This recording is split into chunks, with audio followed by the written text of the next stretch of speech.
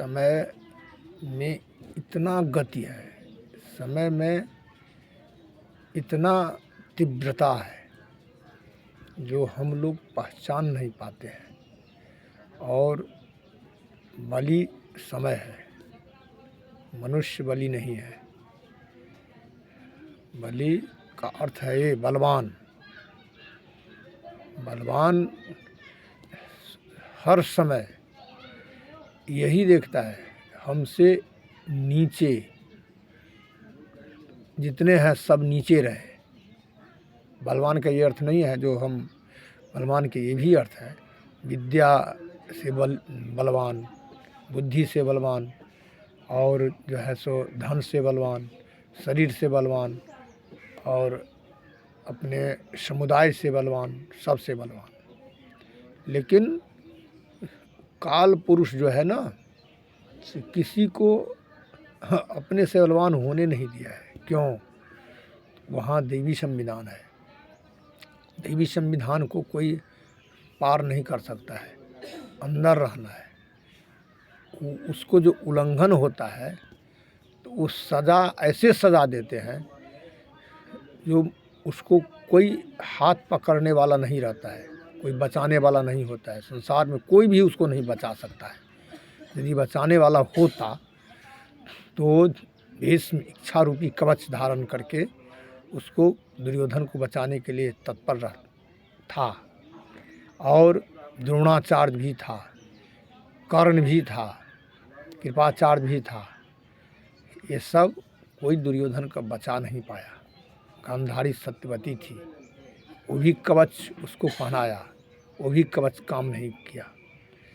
तो लेकिन तो पर भी मूर्ख लोग यही समझता है जो हम बलवान हैं और हमारे ऊपर कोई है ही नहीं। लेकिन वही मूर्खता है। समझा करो, सोचा करो जे हमारे ऊपर कोई और है। वो कौन है? तो उसके सत्ता में सब बहता है। वो प्रत्यक्ष देख रहा है। यदि तुम नहीं देखते हो, वह ज़रूर देखता है तुमको। कहाँ तुम जा रहा है, क्या कर रहा है। उसको फल देने के लिए तो वो काल पुरुष समय समय पर तैयार ही रहता है। अब भोगो। तो अब हम अपनी वाणी को विराम देते हैं। मनुष्य को समझदारी रखना चाहिए, क्योंकि मनुष्य ज्ञानवान प्राणी है, ज्ञानशील प्राणी है। और सब कुछ मनुष्य जितना योनि है, 84 लाख योनि, सबसे बुद्धि विद्या मनुष्य को ही मिला है। और मनुष्य को इसको दुरुपयोग नहीं करना चाहिए, सदुपयोग करना चाहिए। ये फिर योनि नहीं मिलेगा। क्यों नहीं मिलेगा? तो देखो, जीव जो है ना, से जीव में कोई योनि है नहीं। जीव वो योनि उनको कर्मानुसार धारण करना पड़ता है।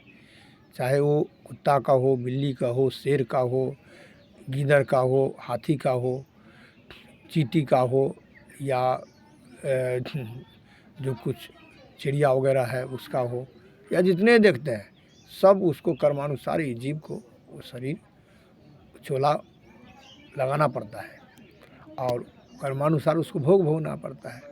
तो आगे जन्म क्या होगा, कुत्ता होगा कि बिल्ली होगा, क्या होगा, इसका कोई ठिकाना नहीं है।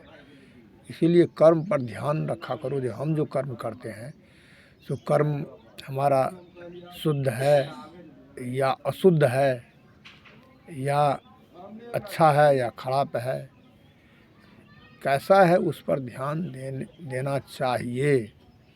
नहीं देने से ही उसको यहीं से पीड़ा शुरू हो जाता है। और आगे हम लोग कहता है आगे कौन देखता है। आगे नहीं देखता है तो सामने आगे देखो, कुत्ता को देखो, बिल्ली को देखो, और ऐसे ऐसे निरीह प्राणी को देखो, पट्ठा को देखो जो कैसे काट देता है। और कितने जीव मारे जाते हैं उसको देखो, कितने लोग असहाय हो जाते हैं उसको देखो। तो ये सब क्या है? प्रत्यक्ष तुम देख रहा है, ये सब जैसा कर्म किया है वैसा भोग रहा है।